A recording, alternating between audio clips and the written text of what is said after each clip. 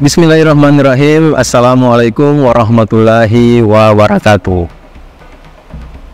Alhamdulillahirabbil alamin. Allahumma salli ala sayyidina Muhammadin wa ala alihi wa sahbihi wa salim ajmain. Alhamdulillah, kami dari Yayasan Rubatul Khairat Kota Ternate di bawah pimpinan Al-Habib Abdurrahman bin Kamil As-Sadaf. Sementara ini kami lagi membangun gedung pondok pesantren Rubatul Khairat Madrasah Al-Ulya yang sementara dibangun, ya.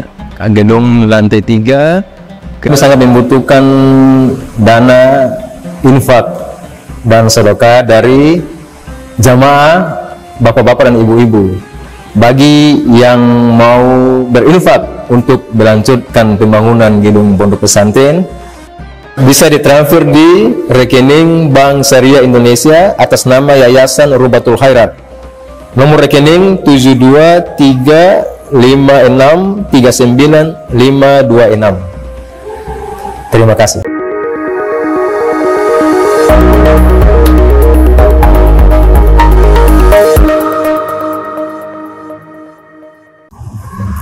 Kita sampai ke pembahasan derajat-derajat niat di dalam sholat.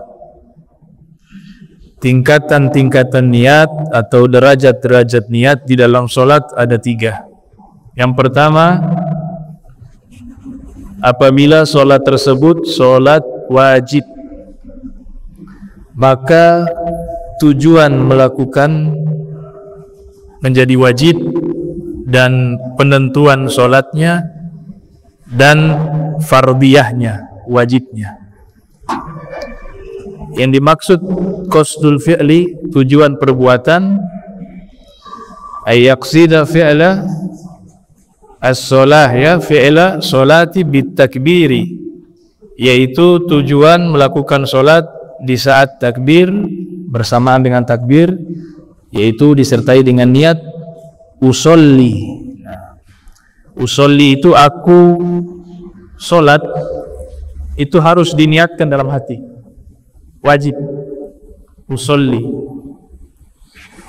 Kemudian yang kedua at-ta'yin, ta'yin, penentuan nama sholat, sholat wajib. Apa yang kita kerjakan sholat wajib tersebut harus ada niat di hati. Apa itu zuhur, asar, maghrib, isya dan subuh. Itu namanya ta'yin. Dan yang ketiga adalah al-fardiyah, wajibnya. Nah, sehingga kalau kita simpulkan niat sholat wajib sebenarnya cukup 3, ya. Usolli fardha al-maghribi, khalas, sah. Usolli fardhal isya'i, usolli fardha as-subhi, usolli fardha az-zuhri, usolli fardha as-sri. Itu sudah cukup, karena itu yang wajib. Ini kasusnya jika sholat wajib. Tapi harus diingat ketika kita menjadi ma'mum, jangan lupa niat 2 jadi ma'mum. Niat jadi ma'mum, kalau tidak dibiarkan dia sholat mengikuti imam tapi tidak ada niat menjadi makmum, bisa batal sholatnya. Beda dengan imam. Imam tidak harus niat jadi imam, toh memang dia sudah jadi imam, kecuali di beberapa sholat yang nanti kita jelaskan.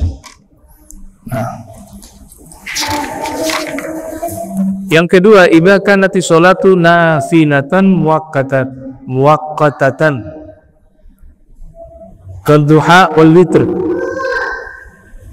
Yang kedua, niat melaksanakan sholat sunnah yang ditentukan dengan waktu, seperti sholat duha, sholat witir, atau sholat karena sebab, sholat sunnah karena sebab zata sababin, seperti kasunnatil kusuf wal khusuf, ya, gerhana matahari dan gerhana bulan, wal istisqa, sholat minta hujan.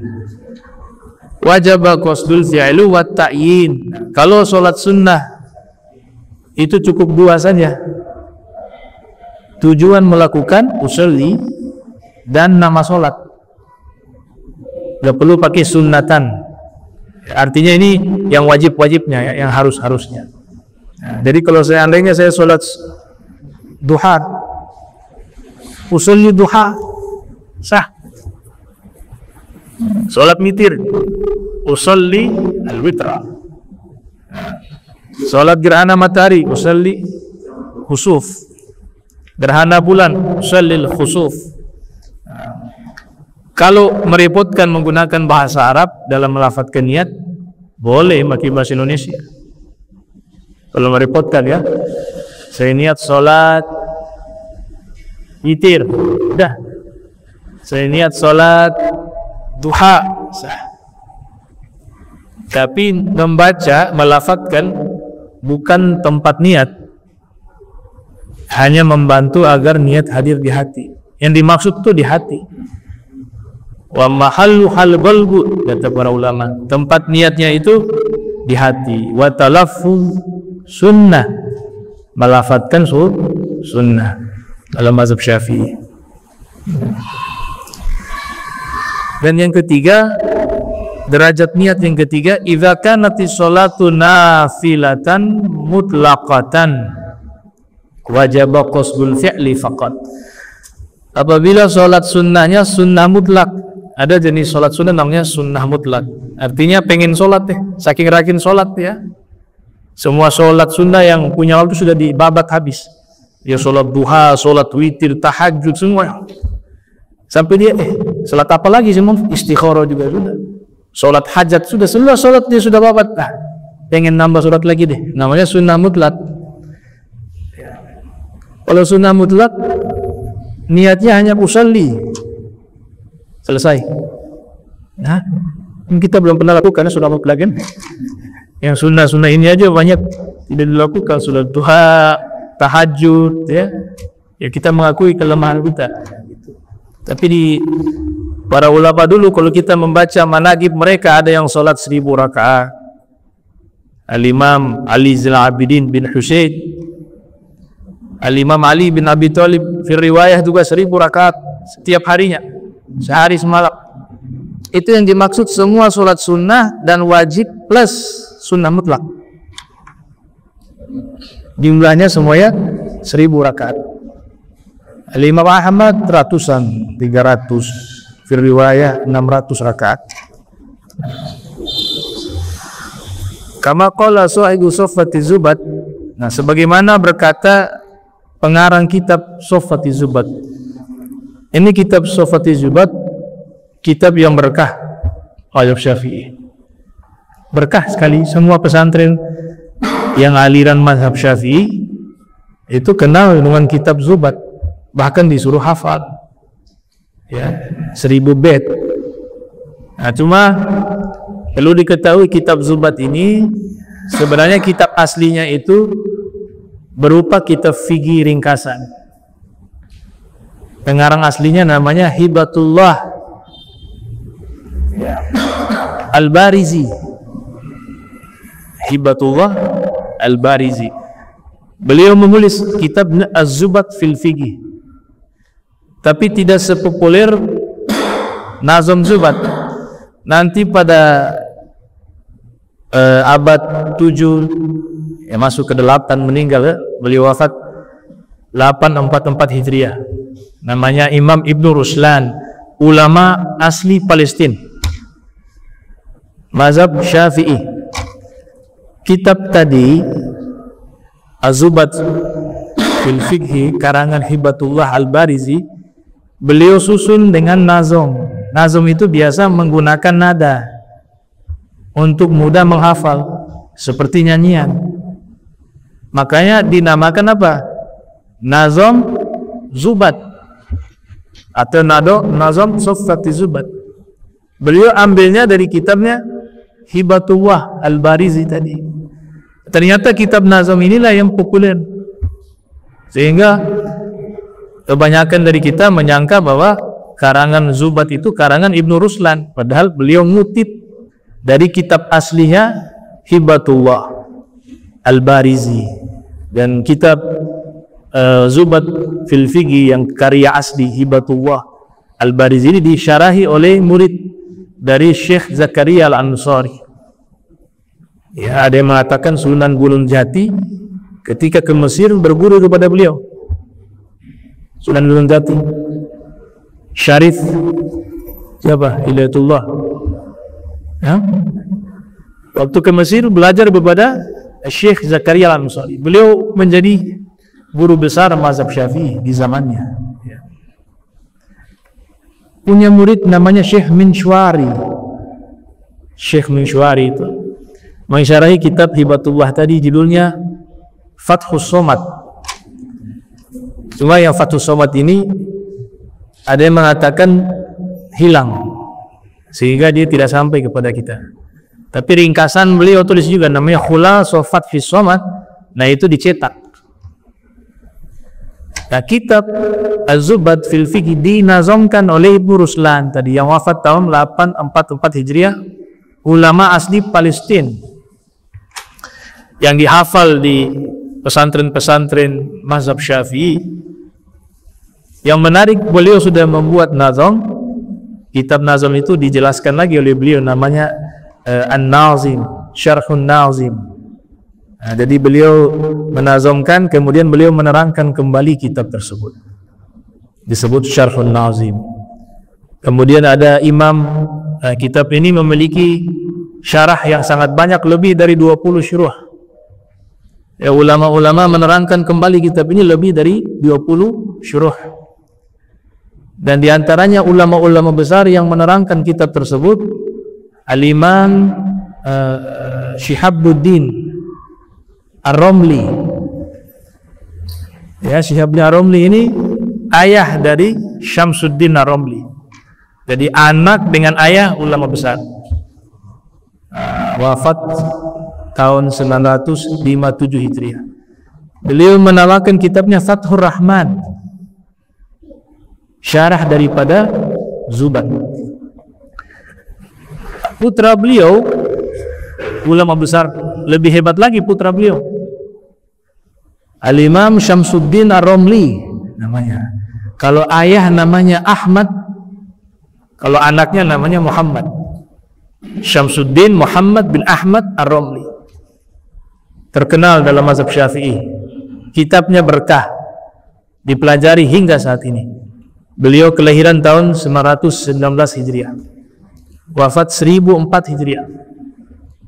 Seumuran dan seangkatan dengan Syekh Abu Bakar bin Salim, Fakhrul Wujud.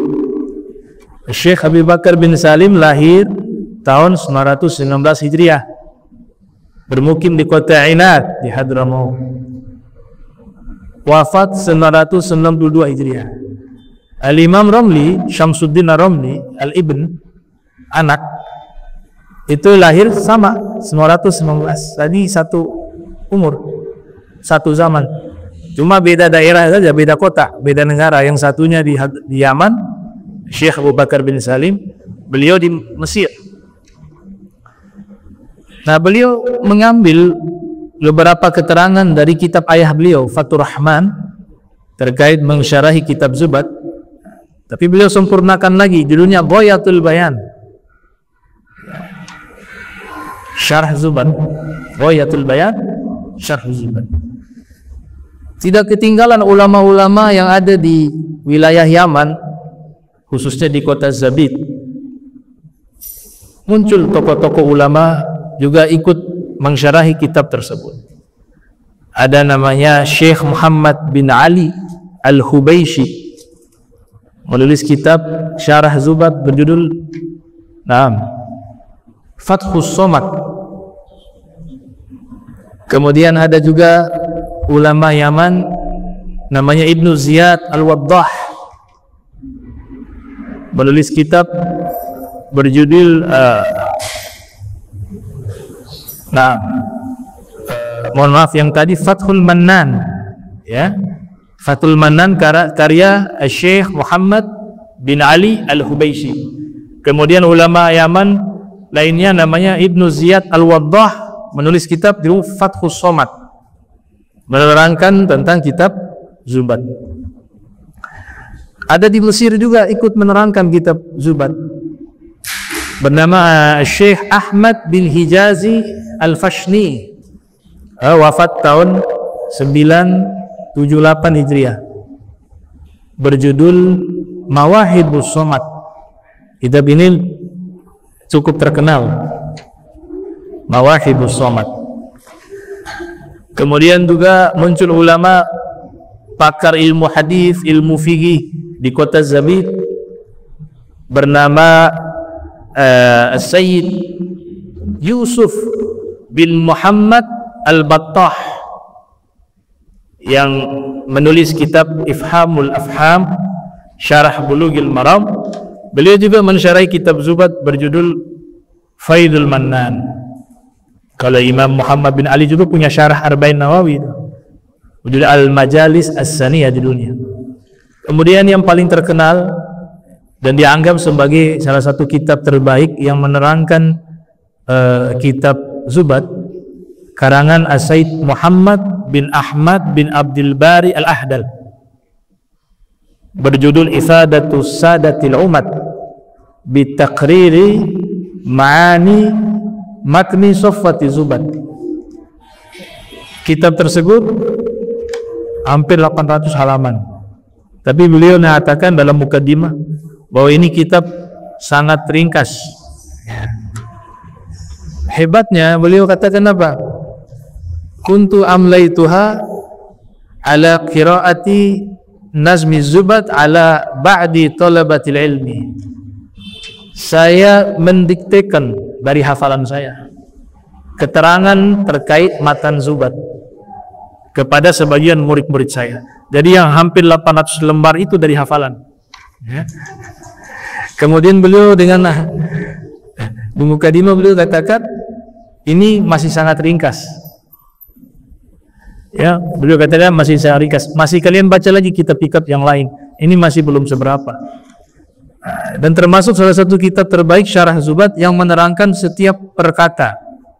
Masuk kepada metode namanya At-Tahlili Lafzi, ya, kajian per lafaz yang diterangkan oleh beliau.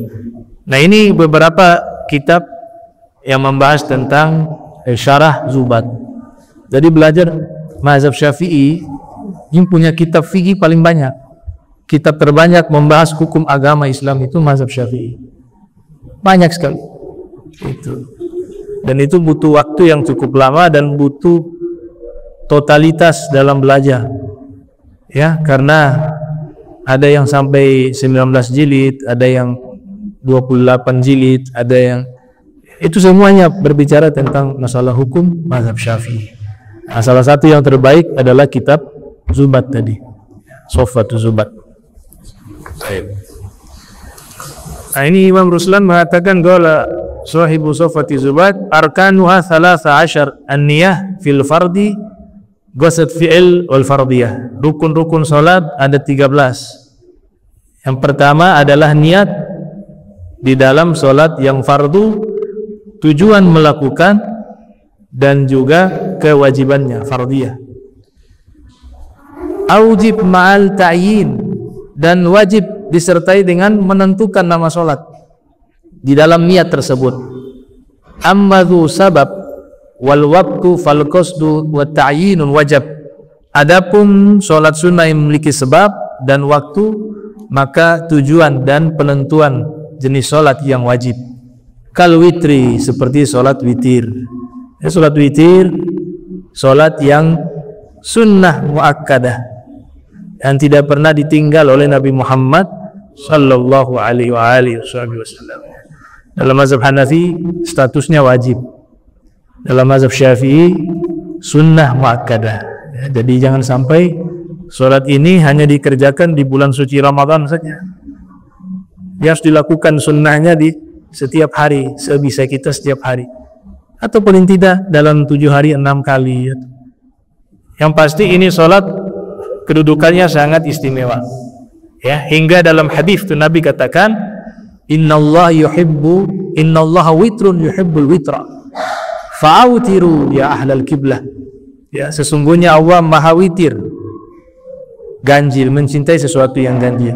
Maka sholat witirlah kalian wahai orang Islam, ahla kiblah, ya, pemilik kiblat. Ada dua cara yang diajarkan.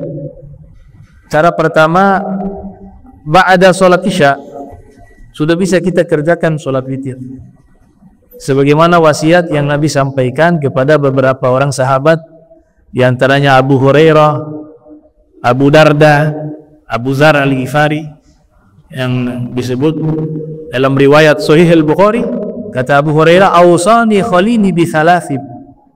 Kekasihku Nabi Muhammad sallallahu alaihi wasallam memberikan wasiat kepadaku 3 hal. Yang pertama, asyam thalathati ayyam 'inda kulli syahr. Puasa 3 hari di setiap bulannya. Al-ayyamul bid. Yang kedua, rakaatai duha, 2 rakaat salat duha. Dan yang ketiga, an utir qabla an anam, atau utiru qabla an anam. Saya diwasiatkan melaksanakan salat witir sebelum tidur. Jadi bisa sebelum tidur kita salat witir ba'da isya. Ada cara yang terbaik, akhir malam setelah tahajud ditutup dengan salat witir. Nabi katakan dalam hadis, ij'alu akhira salatikum witra. Jadikanlah solat terakhir kalian di hari tersebut solat witir. Jadi setelah tahajud. Kalau mampu itu paling afdal kata ulama. Sayyidina Abu Bakar mengambil jalan pertama tadi. Dalam riwayat Imam Tirmidzi dalam Sunan, yang lahir tahun 209 Hijriah, wafat 279 Hijriah, Sayyidina Abu Bakar mengatakan kepada Rasul bahwa beliau solat witirnya habis isya sebelum tidur. Kemudian Sayyidina Umar datang menemui Nabi mengatakan, saya sholat witirnya habis tahajud tengah malam. Kedua-dua itu dibenarkan oleh Nabi Muhammad sallallahu alaihi wasallam. Ada cara ketiga di luar 2 cara ini, yaitu kita mengambil misalnya 3 rakaat sholat witir. Sholat witir paling sedikit 1 rakaat. Umumnya 3 rakaat. Kita lakukan 2 rakaat misalnya di waktu ba'da isya tadi. 1 rakaat nanti kita tutup di akhir malam, boleh? Ya. Biar tidak memberatkan ya. Kalau 3 kan berat. 3, anggaplah beratlah. Ya kita pakai cara itu untuk dapat afdolnya di tengah malam. 2 rakaat sebelum tidur, salat witir. 1 rakaat disimpan. Kapan nanti selesai tahajud, kita tutup dengan 1 rakaat. Itu juga dibolehkan di dalam mazhab Syafi'i. Intinya kerjain deh salat witir. Kerjain salat witir. Salat witir wa salat tahajud.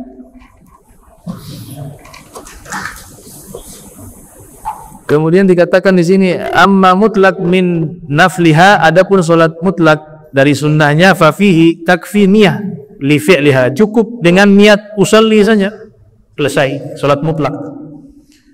Masa infin niyah, ada beberapa masalah di dalam niat dalam salat. La tajibu niyatul fardhiyah ala subi' inda ramli illa idza ta'ayyanat alaihi salatul janazah li isqatil fardhi khilafan li Ibni Hajar fatajibu indahu mutlaqa. Niat wajib bagi anak kecil yang sholat. Nah, ini anak ini belum kena beban wajib sholat ya. Karena wajib sholat itu ketika sudah balik. Tapi perintah yang Nabi sampaikan kepada orang tua, sudah harus melatih anak itu sholat di usia 7 tahun. Berarti 6 tahun itu sudah pembekalan ilmu, sudah mulai kenalkan cara sholat. Karena 7 tahunnya praktek. Dalam kitab Muqaddimah Hadramiyah, Syekh Bafadal ya, mengatakan hukumnya yajibu alal wali au al wali ayyamura waladahu bisolah. Wajib hukumnya bagi orang tua atau wali sang anak memerintahkan anaknya sholat di usia 7 tahun. Jadi kalau anaknya yang 7 tahun mengerjakan sholat itu tidak wajib, tapi orang tua menyuruhnya wajib. Jadi kalau ada anak 7 tahun kemudian orang tua tidak memerintahkan anak itu untuk sholat, maka bisa kena hukum meninggalkan kewajiban.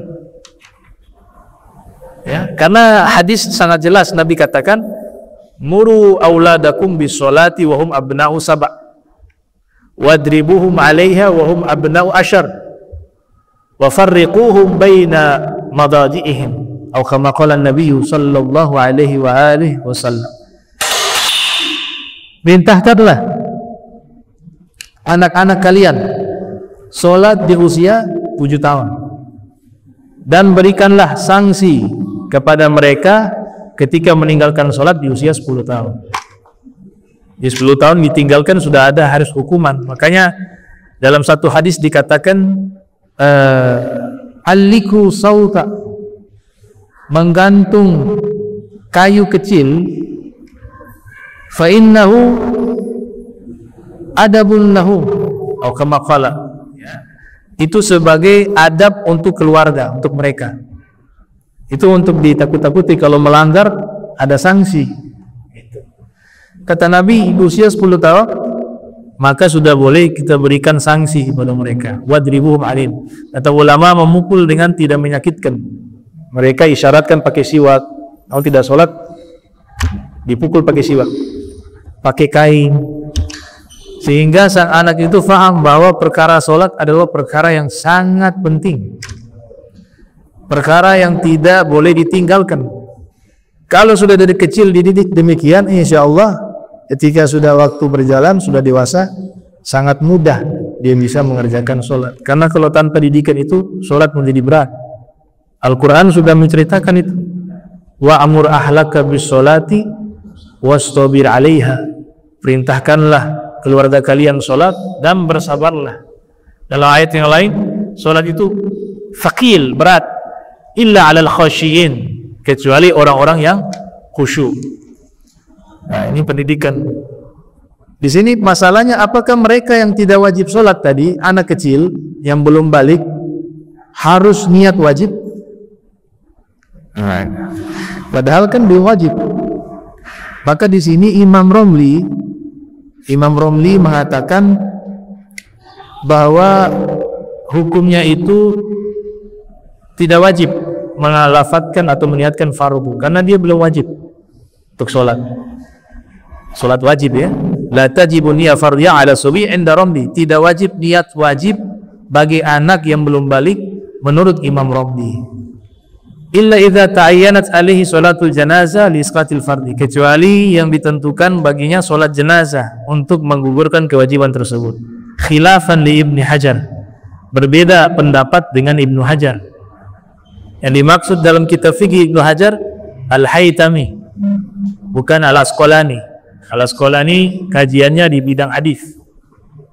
Setiap kitab fikih ketika menyebut Ibnu Hajar, yang dimaksud Ibnu Hajar Al-Haytami. Karena Ibnu Hajar yang terkenal kan dua. Ada Imam Ibnu Hajar Al-Asqalani, ada Ibnu Hajar Al-Haytami. Kata Ibnu Hajar Al-Haytami, fatajibu indahu mutlaqa. Niat bagi anak tersebut tetap wajib secara mutlak. Nah, biasanya dua imam ini berbeda pendapat, ya, Ibnu Hajar Al-Haytami dengan Imam Romli. Yang dimaksud Imam Romli di sini, jika perbedaan pendapat antara Ibnu Hajar dengan Imam Romli, yang dimaksud adalah Syamsuddin Ar-Romli, bukan Syihabuddin Ar-Romli, bukan sang ayah tapi anak. Anak beliau namanya Imam Syamsuddin Ar-Romli lah yang selalu berbeda pendapat dengan Al-Imam Ibnu Hajar Al-Haytami, karena usianya tidak jauh. Ibnu Hajar Haytami lahir tahun 909 Hijriah, wafat 974 Hijriah. Sedangkan Ibnu Hajar, Imam Romli, Syamsuddin Ar-Romli, lahir tahun 915 Hijriah, wafat 1004 Hijriah. Ya, usia tidak terpaut jauh. Kalau sang ayat lebih senior. Menariknya ini perbedaan pendapat kedua imam ini mustahid tarjih dalam istilah ilmu fikih. Mereka adalah ulama fikih yang menyeleksi pendapat yang kuat. Ya, Imam Romli dan Ibn Hajar. Dan selalu terjadi perbedaan Seakan-akan kalau Ibnu Hajar mengatakan apa sih Imam Romli lembek gitu. Dan itu dikumpulkan oleh ulama, perbedaan pendapat di antara Al-Imam Ibnu Hajar dengan Al-Imam Romli menjadi satu kitab yang cukup tebal, judulnya Fathul Ali bi Jam'il Khilaf baina Ibnu Hajar wa Ibnu Romli. Nah, kitab itu dikumpulkan pendapat perbedaan antara Ibnu Hajar dengan Imam Romli, ditulis oleh Syarif As-Sayyid Umar bin Hamid Bafaraj. Bafaraj itu kumpulan khilaf antara Ibn Hajar dengan Imam Romli. Kalau ulama-ulama Mesir cenderung mengambil pendapat Imam Romli. Kalau ulama Hadramaut cenderung ke pendapatnya Ibnu Hajar. Kalau kiai-kiai di Jawa, ini berdua kan Syafi'i, cenderung mengambil pendapat Imam Romli. Itu. Saya belajar di As-Saqafah Islamiyah, tempatnya Sayyidul Walid Al-Habib Abdurrahman bin Ahmad As-Saqqaf. Di antara guru-guru kami banyak kiai-kiai Betawi. Itu kalau ngajar fikih kebanyakan merujuk ke Imam Romli. Tapi kalau para habaib khasnya pendapatnya Ibnu Hajar Al-Haytami. Alasannya banyak. Kenapa para sufi juga cenderung ke Ibnu Hajar Al-Haytami? Karena Ibnu Hajar Al-Haytami secara ekonomi itu sederhana. Imam Romli kaya raya. Ya. Makanya orang sufi senang ngambil pendapat fatwa dari Ibnu Hajar karena zuhud nih. Hidupnya sederhana. Imam Romli kaya raya. Hampir pernah waktu itu diceritakan istrinya Ibnu Hajar Al-Haytami ingin mandi. Dulu namanya hammam, pemandian air panas. Itu kan di tempat umum. Istrinya Ibnu Hajar mau mandi, ternyata sudah di booking oleh istrinya Imam Romli. Jadi hari ini sudah gak ada yang boleh mandi karena istrinya Imam Romli sudah booking. Dia dengan kawan-kawannya semua mau mandi. Ya, semua perempuan, ya, gak ada laki-laki. Istrinya Ibnu Hajar, aduh, suami saya itu ulama. Kenapa yang kaya Imam Romli? Harusnya suami saya juga kaya. Pulanglah dia. Pulang ke rumah, mungkin waktu itu Ibnu Hajar minta bikin teh apa kopi, sudah dibikin. Lihat muka ini kayak gak enak nih. Kenapa nih? Cara aduknya sudah beda. Mungkin gulai juga sudah ditaruh. Minum nih. Dilihat istri ya, ditahunya ada sesuatu. Ada masalah apa? Cerita. Nah, biasa perempuan juga nggak ada masalah. Tapi mukanya itu ada masalah. Ulang lagi. Coba cerita. Ya nggak ada masalah. Nah, biasanya perempuan diulang tuh yang 4 kali baru tuh cerita tuh. Iya ada masalah itu yang keempat. Ini. Dia bilang tadi saya mau mandi pemandian air panas. Iya, istrinya Imam Romli sudah booking khusus hari. Diajak semua kawan-kawan perempuannya mandi. Yang lain gak boleh ikut. Kan antum sudah alum sama kayak Imam Romli terkenal juga, tapi kenapa? Apa maksudnya dia yang kaya begitu? Kamu tidak ridho hidup sama saya sederhana begini? Bukan begitu. Mau kaya? Kata Ibnu Hajar. Baik, hari ikut saya. Di luar rumah mereka ada sumur. Tahu beliau doa bagaimana? Suruh timba tuh, ditimba, ambil itu timba, angkat. Timba isi emas. Mau ambil nih. Tapi kita pisah sampai di sini. Ya. Tapi kalau kau mau tetap sama saya, kamu harus ikut hidup saya sederhana seperti ini. Hanya dipilih sudah. Tetap mau sama suami. Ini kalau begitu dibuang ketimbangnya. Dibuang lagi kemana? Dari situlah para sufi cenderung kepada pendapatnya Ibn Hajar. Tapi Imam Romli juga tidak salah. Imam Romli punya alasan juga. Saya kaya ini seandainya hilang juga hati saya gak berubah. Saya kaya ini biar saya lebih dapat pahala sedekah dan infak. Saya kaya biar saya tidak minta-minta sama orang. Saya kaya biar bisa tolong orang. Sehingga jadi hujjah juga. Begitu. Nah, itu antara Imam Rabi dan Ibn Hajar Al-Haytami. Sama seperti kisahnya Abu Hasan Sazili dalam kitab Risalatul Mu'awanah. Ada satu orang datang ingin belajar ilmu kimia kepada Imam Abu Hasan Sazili. Tujuan belajar ilmu kimia untuk bisa kaun anak emas, kan? Kelola emas. Ya, tujuan duniawi untuk bisa kaya dengan emas. Datang kepada Imam Abu Hasan Sazili, minta Imam Abu Hasan Sazili mengajarkan ilmu kimia. Kata Al-Imam Abu Hasan, boleh saya nanti ajarkan engkau ilmu kimia, tapi syaratnya satu, kamu tinggal bersama saya 1 tahun. Kemudian syaratnya setiap kali kamu batal wudu, kamu wudu kembali dalam keadaan selalu suci. Dan setiap kali wudu sholat 2 rakaat. Bisa syarat ini diterima? Kata pemuda itu, siap. Yang penting saya diajarkan ilmu kimia. Karena Imam Abu Hasan Sazili terkenal sebagai seorang sufi yang juga ahli ilmu kimia. Akhirnya dia tinggal 1 tahun bersama Imam Abu Hasan. Dia jaga wudunya, batal wudu, sholat 2 rakaat, sampai tiba masanya 1 tahun. Kata Imam Abu Hasan, coba kamu timba air di sumur itu. Di kesana dia timba itu, diangkat itu timba di sumur, isinya emas. Dia lihat emas itu, dia buang. Dia balik ketemu sang guru, dia katakan, wahai imam, tadi saya timba di sumur, itu isinya emas 1 timba itu. Tapi entah mengapa sudah gak ada hati saya ke situ. Saya sudah senang dengan gini, ya ibadah. Hati saya sudah luntur terhadap dunia. Kata Imam Abu Hasan, qad sirta al kimia. Sekarang kamu sudah dapat seluruh ilmu kimia. Sini dibaiat oleh Imam Hasan Sazili, diangkat menjadi wali min auliyaillah. Wa nasabahu da'iyan illallah. Kemudian berubah profesi, yang tadinya niat jadi tukang emas, sekarang jadi seorang ulama, seorang dai fisabilillah, dan diangkat menjadi wali min auliyaillah. Itu. Nah, dari kisah ini bukan berarti dilarang orang sukses. Nah, salah paham, banyak dunia aulia yang kaya raya, banyak.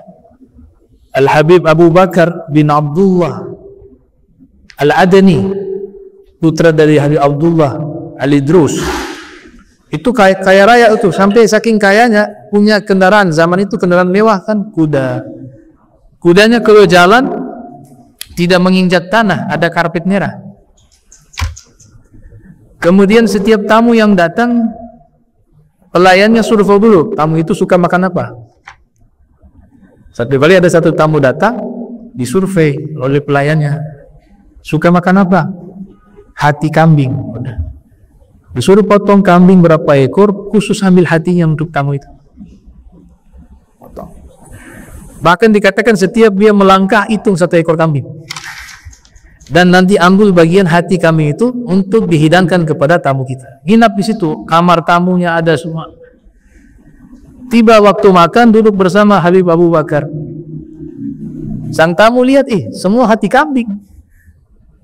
Dalam hatinya terlintas, ini mubazir ini. Ya, saya juga gak mungkin makan habis semua. Dikasyat sama Habib Abu Bakar. Untuk menjamu tamu gak ada yang mubazir. Yang namanya menjamu tamu tidak ada yang mubazir, makanya dilebih-lebihkan gak ada masalah. Perintah Nabi Muhammad sallallahu alaihi wasallam, man kana yu'minu billahi wal yawmil akhir falyukrim dhaifah. Siapa yang beriman kepada Allah dan hari kiamat, hendaklah dia memuliakan tamu. Tamu salah satu ayam, wa ma fauqaha sadadah, atau kama qala Nabi sallallahu alaihi wasallam. Abdiyafah salah satu ayam, menjamu tamu yang jauh datang nginap di rumah kita 3 hari. Lebih daripada itu sedekah. Kalau sampai 3 tahun, tertarik diri.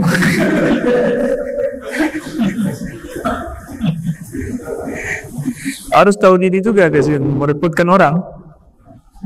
Nabi bilang 3 hari, diambil 3 tahun. Lebih dari 3 hari sedekah, kata Nabi kita Muhammad SAW. Nah, Al-Habib Abu Bakar mengatakan, kamu lihat yang saya berikan ini gak seberapa dengan kakak saya, ada di kota Tarid. Dia lebih dermawan dari saya. Nanti kamu ke sana ketemu namanya Habib Hussein bin Abdullah Al-Idrus. Kata tamu ini, kalau ini saja dibilang kurang dermawan, sudah dapat kambing banyak seperti ini, dijamu yang luar biasa seperti ini, wah, kakaknya pasti lebih hebat lagi. Akhirnya beliau pergi ke kota Tarid. Sampai kota Tarid, nanya warga di sana, kenal Habib Hussein bin Abdullah Al-Idrus. Oh iya, lagi sholat. Oh, dia ke sana. Oh iya, orang. Nah, itu habis sholat, dia datang. Saya dari kota Aden, dari tempat adik antum, Habib Abu Bakar. Beliau ngasih wasiat, saya dijadikan tamunya engkau. Saya nginap 3 hari di rumah. Oh, fadal. Nah, fadal. Silakan. Dengan senang hati. Ya, ajak ke rumah. Ajak ke rumah, dia ke rumah makan siang. Keluar roti, kamu ke rumah. Ini yang pendermawan nanti. Roti korma, sana kambing. Oh, mungkin makan pembuka. Ya, ditunggu. Ya sudah, itu sudah sampai tidur. Oh, mungkin yang malam nunggu di sini. Dan itu rumahnya sederhana, tidak seperti dengan adik beliau yang kaya raya. Ini jangan kamuflase saja kan. Kayak Oman, itu negara Oman itu bangunannya gak boleh tinggi. Jadi kelihatan miskin tapi kaya raya. Oman. Dia punya satu real itu hampir 30.000. Ya, $1 30.000 real. Enggak, 30.000 itu apa? Hah? 1 real 30.000 rupiah.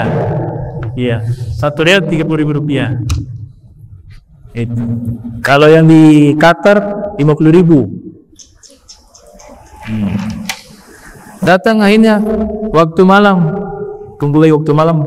Makanannya itu selama 3 hari. Roti sepanggal korma. Wah, ini Abu Bakar sudah booming saya ini. Dermawan di mana ini? Roti korma udah. Akhirnya beliau pamit. Halo Hussein, saya mau pamit, mau balik ke kota Aden. Oh iya, ada pesan dari adik saya. Iya, ada pesan. Tapi lu lihat, ini pesan ini kayaknya tak cocok. Pesan Habib Abu Bakar agar engkau lebih zuhud lagi terhadap dunia, lebih lagi tidak cinta kepada dunia. Nah, ini yang kaya raya ngasih pesan itu kepada yang susah. Ini kelihatan rumah sederhana.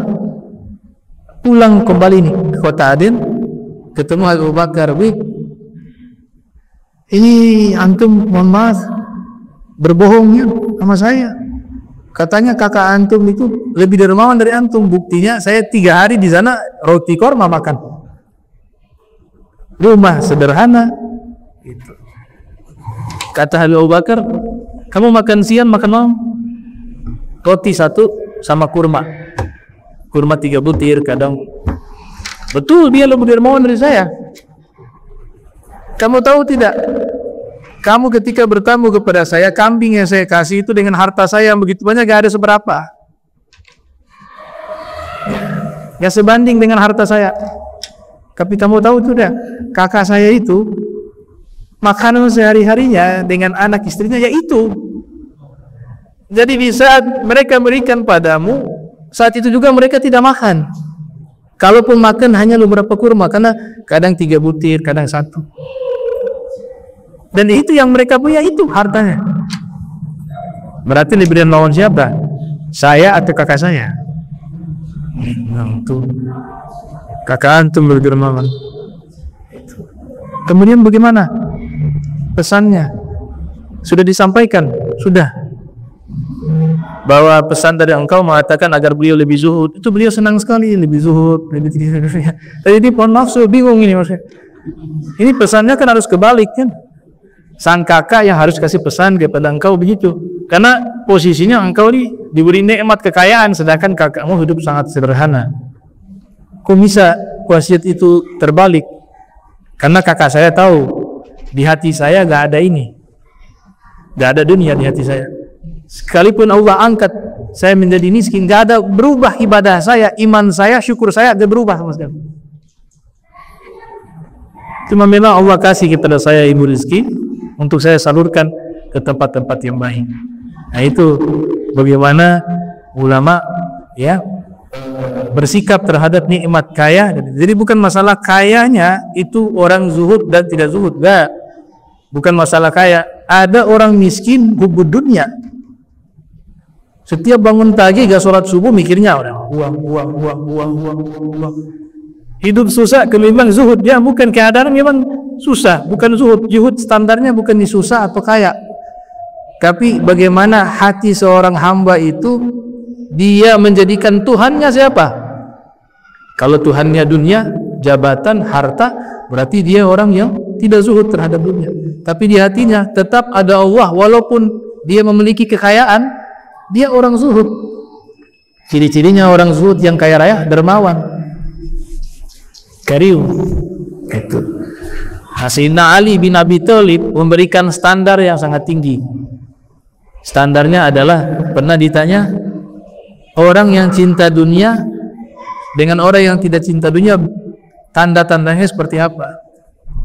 Kata Sayyidina Ali, nanti sebentar ada tamu datang, nanti saya terangkan. Tamu datang bawa hadiah, ngasih ke Sayyidina Ali bin Abi Thalib, diterima usingani, terima kasih. Senang orang dapat hadiah, semuanya senang. Imam Ali senang terima hadiah. Yang kasih hadiah kemudian pergi. Sayyidina Ali berikan kembali hadiah itu kepada orang yang bertanya, ini saya kasih hadiah ini kepada. Dan itu adalah jawaban dari pertanyaanmu. Bagaimana membedakan orang itu cinta dunia atau tidak cinta dunia? Jawabannya itu. Kata dia, maksudnya bagaimana? Tadi dia beri hadiah pada saya terima begitu senang hati saya. Dan di saat saya berikan kepadamu hadiah itu, hati saya juga senang sama seperti saya menerima hadiah. Kalau sudah seperti itu, berarti dia orang yang tidak cinta dunia. Tapi kalau dia lebih senang terima hadiahnya, tapi ketika memberi dia tidak senang, berarti dia adalah orang yang cinta terhadap dunia.